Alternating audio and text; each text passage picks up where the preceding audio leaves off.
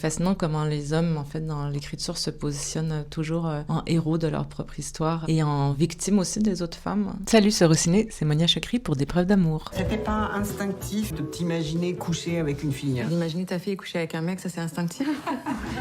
Déjà, j'avais un bon accessoire qui était le ventre. Quand on a ce ventre-là, donc j'avais plusieurs types de ventres, des ventres plus légers, des ventres avec un certain poids dedans aussi. Ça me permettait de trouver assez rapidement ma démarche et l'inconfort aussi, de la rondeur. Et puis après, moi j'ai pas d'enfant, mais c'est à travers l'expérience aussi de l'empathie que j'ai envers toutes mes copines ou les gens qui ont été autour de moi qui ont eu des enfants. Donc je me suis inspirée vraiment de leur expérience aussi.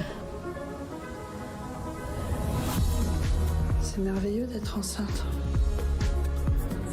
Je pense que si c'est un enjeu, c'est inconscient parce que j'ai pas envie de réduire les femmes que justement leur maternité, ça fait partie d'une volonté chez moi. Moi, j'ai pas d'enfant, donc j'ai pas envie qu'on me réduise à l'idée que j'ai pas ou j'aurai pas d'enfant et que je serai une moitié de femme à cause de ça. Et je pense pas que parce qu'on a un enfant ou parce qu'on est enceinte, on est soudainement que ça non plus. Donc, encore une fois, je trouve ça bien que le personnage, on la voit dans son environnement de travail alors qu'elle est enceinte. Ça, c'est pas forcément des images qu'on voit énormément à l'écran et puis l'éveil de conscience, ça vient avec ce type d'image-là.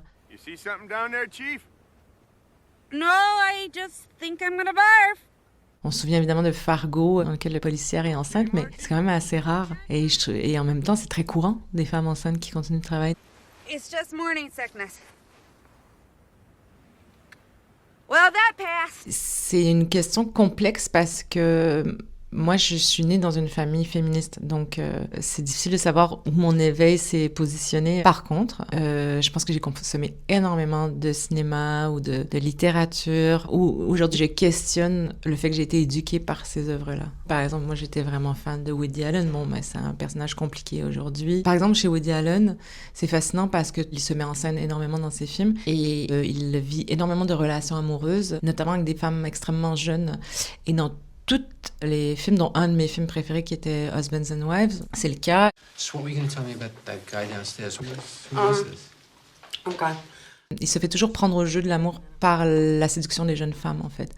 Donc, il se positionne vraiment comme victime du désir de la jeune femme sur lui. Et donc, il peut pas s'empêcher, en fait, de vivre cette histoire. Donc, c'est fascinant comment les hommes, en fait, dans l'écriture, se positionnent toujours en héros de leur propre histoire et en victime aussi des autres femmes, donc des femmes.